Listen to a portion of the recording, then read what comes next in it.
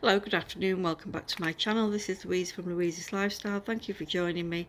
Today I'm looking at collecting seed from my flower garden, and I've got lots of flowers in bloom. Some flower plants haven't actually started to bloom yet, but these ones, this is Lychnis astrogini and or lamb's ear, because it's called that because it's got very furry leaves like lamb's ears, and they're sort of a silvery grey colour. The colours of the flowers look like a beautiful deep pink magenta. Now the pods on these are not quite ready. They should be a dark brown, but if I press this, and I'll show you, inside the seeds are white, so I need to leave those a little bit longer in order to get them fully ripe. Lychnis astrogini, a lovely perennial bedding flower plant, and a favourite of mine. I really like this. It's a very robust plant. And down here we've got the lupins. I've got some lupins in the front garden as well. Just started to go to seed. And if I show you down here, there is another branch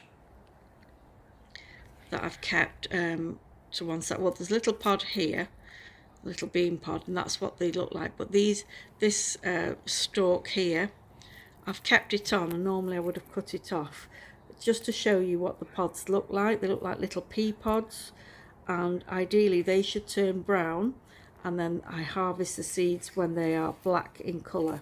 If I show you what they look like now, these aren't ready. So if we just pop that open, and you can see there's little green, like bean-like seeds. They are not edible, so don't try and eat them. They're highly toxic. So that's the lupins. Very easy to grow. The slugs do like it though. I'm going to cut that piece off and let those bean pods or seed pods dry out naturally. And this is my delphinium, one of them. They're purple with a black centre. Very, very beautiful plant. It's not setting seed at the moment, so we'll just have to wait on that one. I want to get some more flowers off it. So ideally, if you want more flowers, you should be cutting the seed heads off. But I've just kept them on for the purpose of this video. I will be cutting them off. So this is an antirrhinum, and again, it's going to seed. You can see below the flowers, these little bumps, they're the seed pods.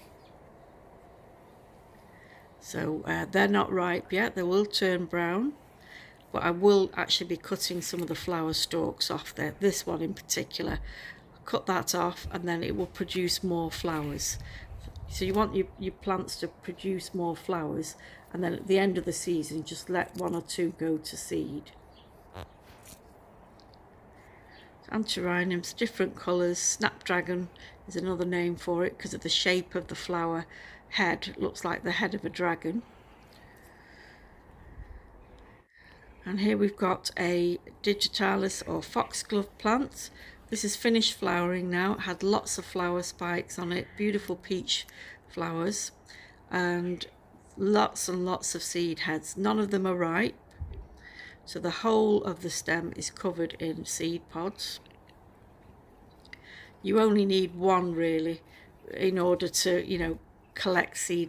There are thousands of little little seeds in each one of these pods. So this one is already open.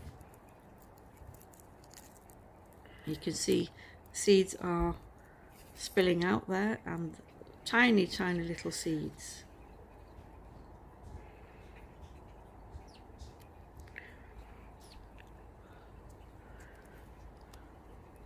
So I don't need to collect any at the moment.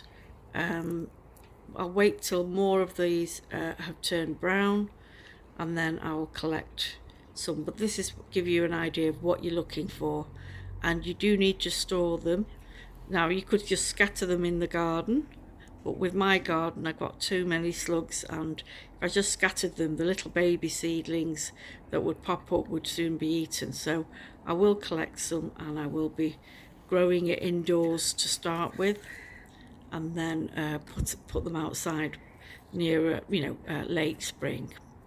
So this is the Digitalis Dalmatian Peach, and it's an award-winning plant.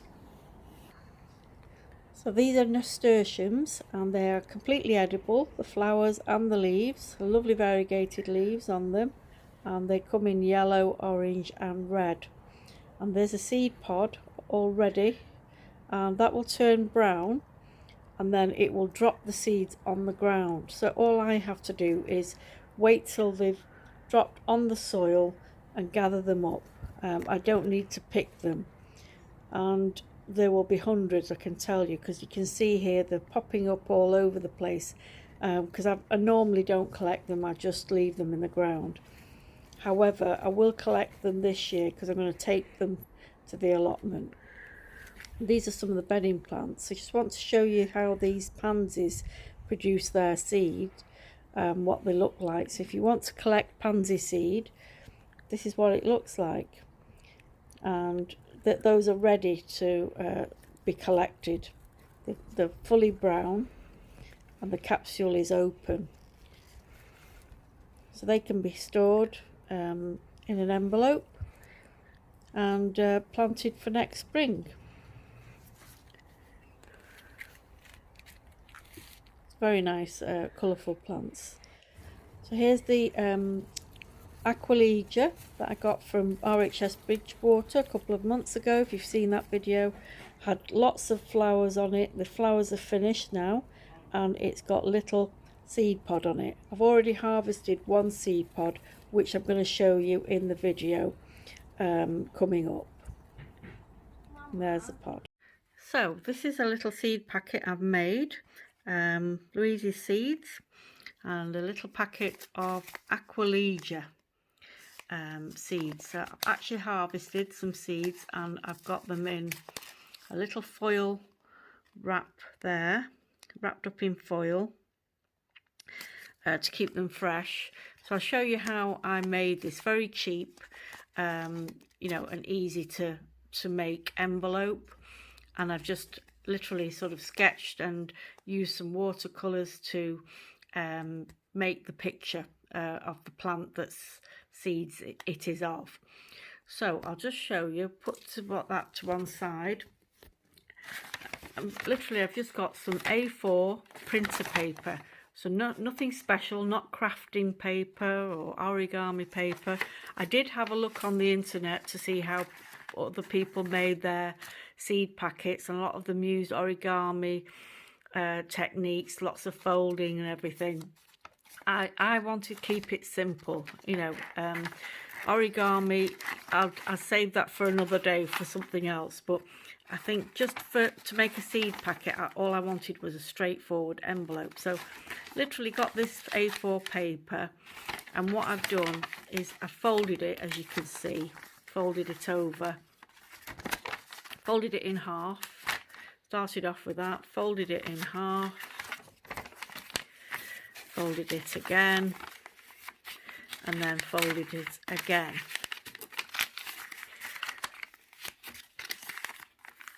And then once I'd folded it, what I did do, I'll just put the camera down for a second and show you.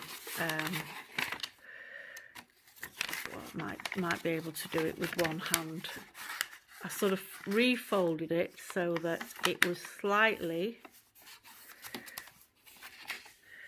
So I've just reused some paper that I'd been writing on. I'm not going to waste paper. So I've folded it again so that we've got this bit here at the top that's bigger than this piece at the front. So I'll just pause the camera and refold it and show you.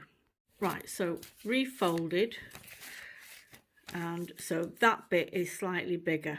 So initially, I'll show you with that one, it would have been the same height, but I've just sort of refolded it, so I've got like about 1 centimetre, so there's enough to fold over, you know, to make an envelope flap. You could make yours slightly bigger than that, whatever, you know, you feel comfortable with. and then I will cut along here and then show you the next step. So you just want to put a little bit of glue on there, right down to the bottom, but leaving this bit at the top, and then fold it over, press it down,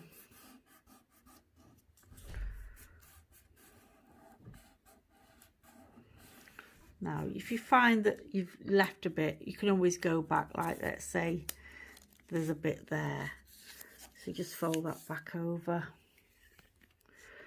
get some more glue on there, get some more glue on here. Bit hard to do it with one hand.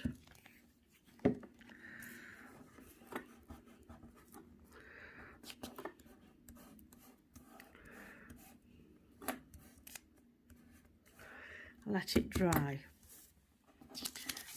You could leave the envelope top, the flap like that, or you could just, you know, fold it a little bit so that it, you know, it tucks in better. You don't have to glue that down, you know, it's very simple. Not the best. I'll just redo that. Okay, so folded the little corners there, and then you've got your little envelope. You could use glue to seal it completely if you weren't planning on using it, or you were going to give it as a gift to someone, or you could have a little dab of, you know, sellotape maybe, just to lift it up and, you know, open it without, you know, tearing the flap. And then you could customize however you want, you know, you could just write the name of the plant on there, or you could get some clip art, you know, and just stick it on. I just chose to paint mine. So what did I do? I've got my watercolour paints that I had anyway, and got a fine tip brush there, and I used just a pen, and literally I've just drawn the plants that I've got in my garden that I hope to harvest seeds from. So I have actually harvested the Aqualegia seeds, so that's the Aqualegia. This is a seed pod, and what I've done is, to keep them fresh, I've just used foil, and I don't know if you can see very well, little black, little tiny black specks there are the seeds of the Aqualegia that come out of here. So I literally just tip them out and harvested them, and just fold the foil over, you know, literally just seal them in, and then pop that into the envelope. So I've already done one. So you can see in the packet you've got 2 foil sachets with the seeds in, and then what I've done is I've added the date on the back, July 2021, and so I know that these, you know, when I come to plant them, the seeds are relatively new. So hope you've enjoyed this video. Thank you for watching, everyone. Please like and subscribe and share with your friends. Bye bye.